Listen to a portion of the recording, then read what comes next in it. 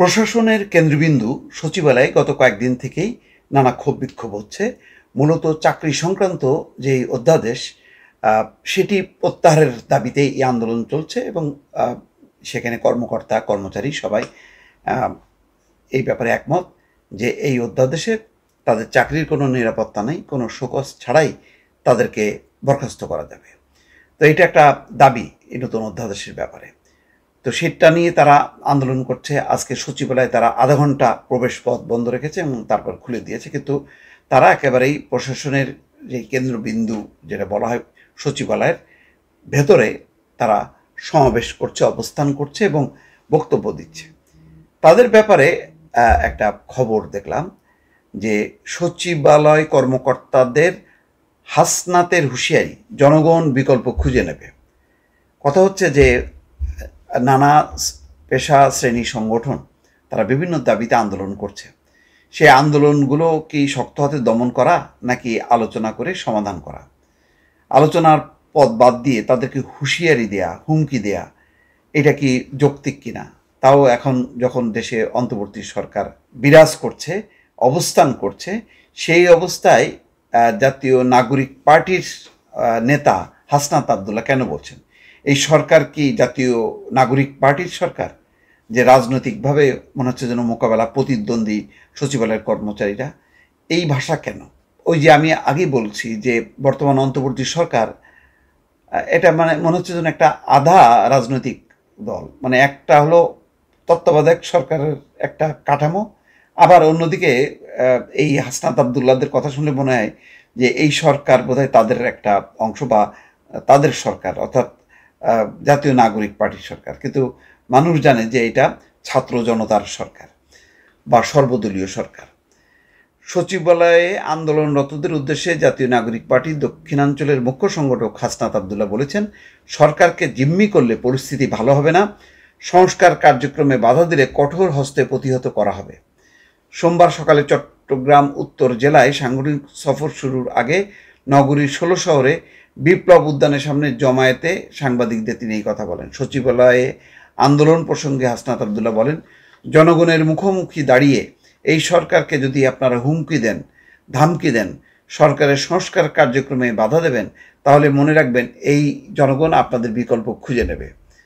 তিনি বলেন, ৫ই আগস্টের আগ পর্যন্ত সচিবালয়ে কোনো সচিব, কোনো কর্মকর্তা, কোনো কর্মচারী কি পদত্যাগ করেছিল? রাস্তার মধ্যে সন্তানদের, সাধারণ নাগরিকদের গুলি করে যখন হত্যা করেছিল, একজন সচিব, একজন আমলা, একজন সরকারি কর্মকর্তা কর্মচারী কি পদত্যাগ করেছিল? পদত্যাগ করবে কেন? মানসিকভাবে অনেকেই একাত্ম ছিল, আর তাদের সন্তানরা তো এই আন্দোলনে সামিলই ছিল। যাই হোক, এখন কেন এইভাবে বিভাজনগুলি টানা হচ্ছে এটা বুঝতে পারছি না।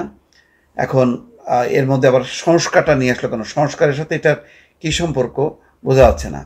এইদিকে সচিবালয়ের যে পরিস্থিতি, যে সরকারি চাকরি অধ্যাদেশ ২০২৫-এর খসড়ার প্রতিবাদে টানা তৃতীয় দিনের মতো বিক্ষোভ মিছিল সমাবেশ করছেন বাংলাদেশ সচিবালয় কর্মকর্তা কর্মচারী সংযুক্ত পরিষদ। সোমবার সকাল ১০টায় নেতারা নিজেরা মিটিং করে পরবর্তী করণীয় নির্ধারণ করেন। এ সময় চাকরি অধ্যাদেশ প্রত্যাহার না হলে কঠোর কর্মসূচির হুমকি দেন কর্মচারীরা। পরে সংযুক্ত পরিষদের সভাপতি বাদিউল কবির এবং মহাসচিব নিজামুদ্দিন আহমেদের নেতৃত্বে প্রতিবাদ এবং বিক্ষোভ মিছিল অনুষ্ঠিত হয়। মিছিলটি পুরো সচিবালয় প্রদক্ষিণ করে। এরপর বেলা ১১টার দিকে তাদের সঙ্গে যোগ দেয় সচিবালয় কর্মকর্তা কর্মচারী সংযুক্ত পরিষদের অন্য অংশ। এই অংশের নেতৃত্বে রয়েছে নুরুল ইসলাম এবং মুজাহিদুল ইসলাম। যাক, এখানে বিষয়টা হলো যে এটা একটা গত বৃহস্পতিবার উপদেষ্টা পরিষদে এই অধ্যাদেশের খসড়া অনুমোদনের পর থেকে বিক্ষোভ করে আসছে সচিবালয়ের কর্মকর্তা কর্মচারী। এর মধ্যেই অধ্যাদেশ জারি করে সরকার। এই ধরনের একটা অধ্যাদেশ যেটা বলা হচ্ছে যে দোষী কর্মচারীকে নিম্ন পদ বা নিম্ন বেতন গ্রেডে অবনমন করা এবং চাকরি থেকে অপসারণ বা চাকরি থেকে বরখাস্ত দণ্ড দেওয়া যাবে বলে অধ্যাদেশে উল্লেখ করা হয়। এবং সেক্ষেত্রে বলা হচ্ছে যে এখানে কোনো শোকজও করার প্রয়োজন নেই।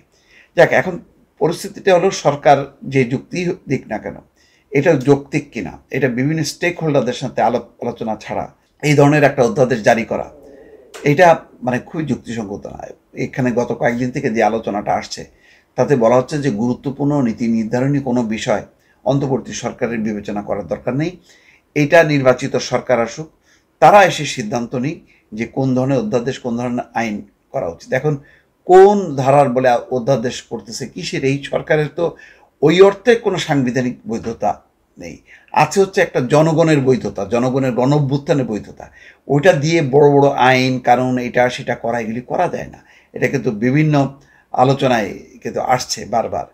একটা সুপ্রিম কোর্টের রেফারেন্স নিয়ে সরকার মানে যদি চলে, সেই সরকার আবার আইন করবে, আইন বাতিল করবে, অধ্যাদেশ জারি করবে, এইগুলো মোটেই করণীয় না। মোটা দাগের যেই বিচার ট্রাইব্যুনাল ঠিক আছে, সংস্কার ঠিক আছে, কিন্তু আর বাকি এই যে পুঙ্খানুপুঙ্খভাবে এই এনবিআর ভাগ করা, এই সচিবালয় কর্মকর্তা কর্মচারীদের শৃঙ্খলা অধ্যাদেশ জারি করা, এইগুলো সঠিক না।